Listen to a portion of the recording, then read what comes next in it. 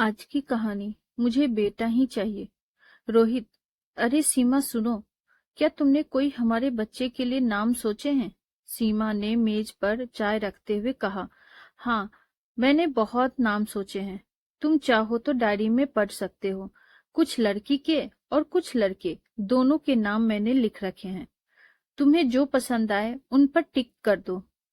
रोहित सीमा को घूरते हुए बोला, लड़की के नाम का क्या होगा? हमारा लड़का ही होगा, लड़की नहीं, क्योंकि मुझे बेटा ही चाहिए। सीमा ये बात सुनकर दुखी हो गई और बोली, अगर लड़की हुई तो? रोहित सीमा की बात काटते हुए बोला, लड़की कैसे होगी? लड़की होगी तो तुम अबॉर्शन करवा लेना। मेरा दोस्त डॉक्टर है, तुम्हें कोई परेशानी भी नहीं होगी। कल चलो, मैं सोनोग्राफी कराकर आते हैं। सीमा दुखी होकर अपने कमरे में चली गई और भगवान से प्रार्थना करने लगी कि रोहित को सद्बुद्धि दे। बेटियां ही नहीं होगी तो संसार आगे कैसे चलेगा? अगले दिन रोहित सीमा को अपने दोस्त के हॉस्पिटल ले गया। सोनोग्राफी के बाद पता चला कि गर्भ में लड़की है।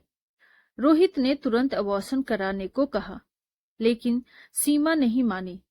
रोहित के दोस्त ने भी काफी समझाया, पहला बच्चा है, अबॉर्शन कराना ठीक नहीं।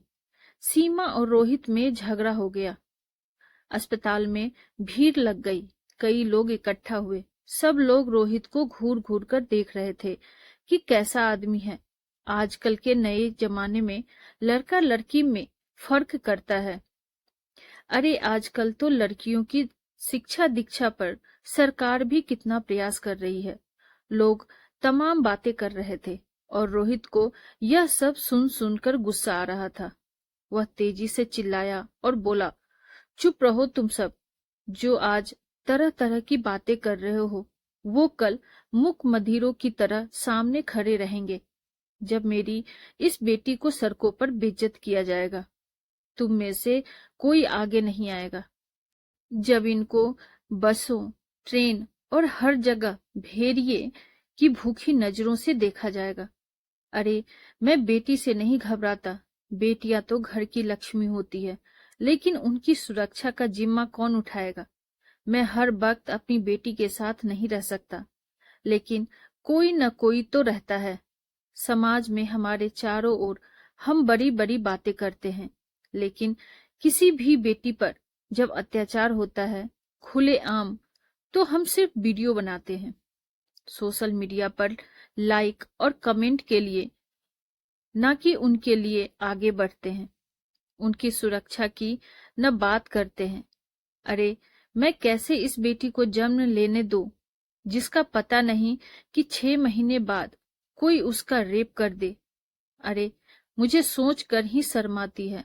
6 महीने की बच्चियों के साथ रेप होता है। छोटी छोटी बच्चियों के अंग काट दिए जाते हैं। मैं अपनी बेटी को क्यों पैदा करूं? इसीलिए उसके छोटे से शरीर के कई टुकड़े हो जाएं, मांस के चिथड़े हो जाएं। उस दर्द से अच्छा है मैं अभी इसको विकसित होने से पहले ही हमेशा के लिए मुक्त कर दूं, क्योंकि मैं अपनी बच्ची के साथ ऐसा अत्याचार नहीं देख सकता।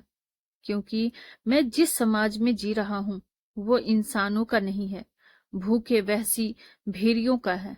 और जब तक इस समाज में ऐसे भूखे वहशी भेड़िए घूम रहे हैं, मैं इस बेटी को जन्म नहीं लेने दूंगा। आप लोग नहीं समझते कि जब एक बेटी पे अत्याचार होता है तो एक बाप के कलेजे पे क्या बीतती है। रोहित की बात सुनकर सब शांत हो गए, सब सोच में पड़ गए, क्योंकि रोहित की बात बिल्कुल सच थी।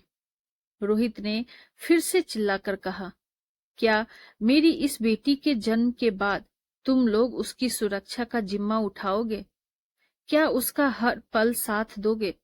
उसे अपनी बेटी मानोगे? अगर तुम मुझे वचन दो तो मुझे इस बेटी को जन्म देने में कोई परेशानी नहीं है। मैं इस बेटी को बेटे की तरह पालूंगा। लेकिन क्या तुम सब इसे बेटे की तरह समझोगे? ये बेटी महज कोई खिलौना नहीं जिसे खेलकर तोड़ दिया जाए। इसमें भी भावनाएं होती हैं। इसे भी सिर उठाकर जीने का अधिकार है। माँ बाप के लिए बेटा और बेटी दोनों बराबर होते हैं।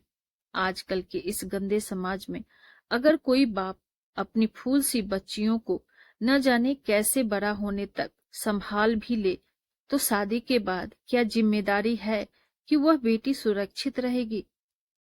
वह दहेज प्रताड़ना का शिकार नहीं होगी, वह घरेलू हिंसा का शिकार नहीं होगी। अगर आप सब लोग मुझे यह वचन दें कि हाँ, यह इसका शिकार नहीं होगी, तो मुझे कोई परेशानी नहीं है इस बच्ची को जन्म देने में। सारे लोग हैरान और चुप थे, यह सोचकर कि बात तो रोहित सच्ची कह रहा था। तभी रोहित ने डॉक्टर से कहा, डॉक्टर साहब, आप अबॉर्शन की तैयारी कीजिए। डॉक्टर ने रोहित की बात समझकर अबॉर्शन की तैयारी करनी शुरू कर दी। सीमा रोए जा रही थी। तभी एक नौजवान युवक आगे बढ़ा और उसने रोहित का हाथ पकड़कर कहा, मैं आपको वचन देता हूं कि मैं आपकी बेटी की रक्षा करूंगा। उसको देख कई सारे लोग प्रेरित होकर आगे आए और सब ने वचन दिया कि हम आपकी बेटी की रक्षा करेंगे और हम समाज की हर बेटी की रक्षा करेंगे, उन पर होने वाले जुल्म के खिलाफ आवाज उठाएंगे। ऐसे करके अस्पताल में मौजूद सारे लोग रोहित को वचन देने लगे। यह बात पूरे शहर में फैल गई और शहर से पूरे समाज में। सभी ने एक दूसरे की बेटियों की सुरक्षा के लिए एक दूसरे को वचन दिया और बेटियों पर होने वाले अत्याचार को मुंहतोड़ जवाब देने का संकल्प लिया। कुछ महीनों बाद रोहित के घर में एक फूल सी नन्ही प्यारी बेटी हुई, जिसके जन्म लेने से रोहित, सीमा और सभी लोग बहुत खुश थे। रोहित ने उस घटना के बाद फिर कभी नहीं कहा कि मुझे बेटा ही चाहिए। आपको हमारी ये कहानी कैसी लगी कमेंट बॉक्स में जरूर बताइए और ऐसी ही ढेरों सारी कहानियों के लिए वीडियो को लाइक, शेयर और चैनल पे नए हैं तो सब्सक्राइब करना ना भूलें।